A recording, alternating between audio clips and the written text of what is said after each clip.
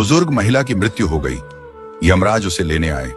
महिला ने यमराज से पूछा, आप मुझे स्वर्ग ले जाएंगे या नरक?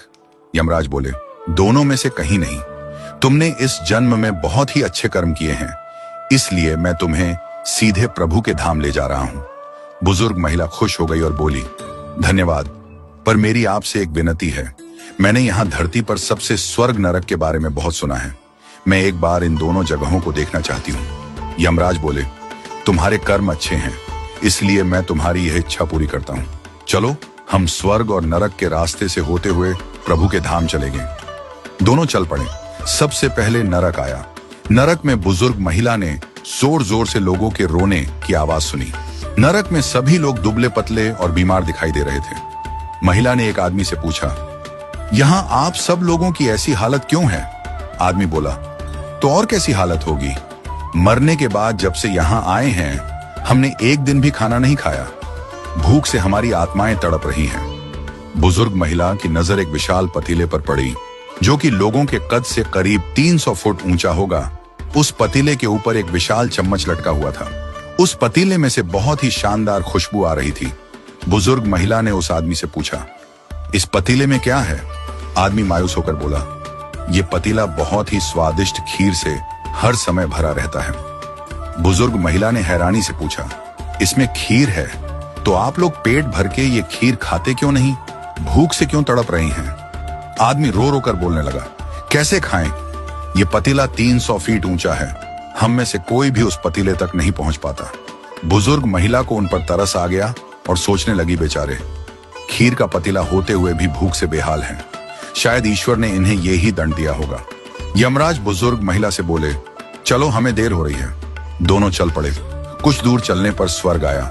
वहां पर बुजुर्ग महिला को सबकी हंसने खिलखिलाने की आवाज सुनाई दी। सब लोग बहुत खुश दिखाई दे रहे थे।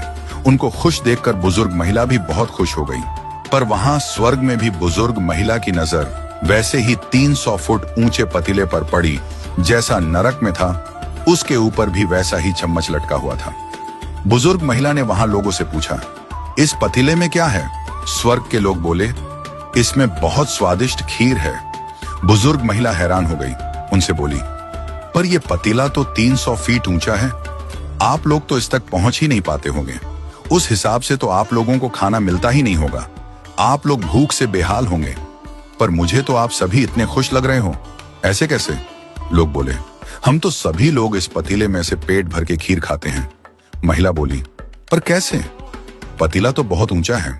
लोग बोले, तो क्या हो गया, पतीला ऊंचा है तो? यहाँ पर कितने सारे पेड़ हैं।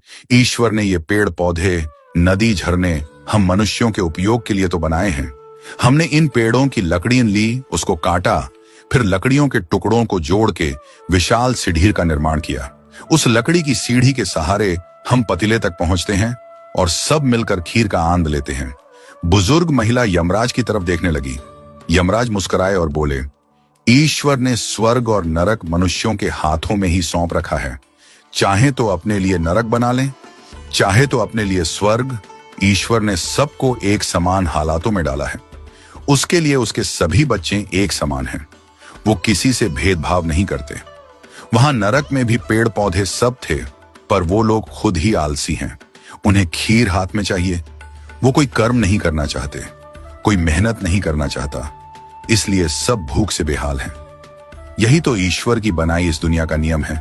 जो कर्म करेगा, मेहनत करेगा, उसी को मीठा फल खाने को मिलेगा।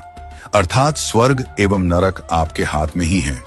मेहनत करें, अच्छे कर्म करें और अपने जीवन को स्वर्ग बनाएं।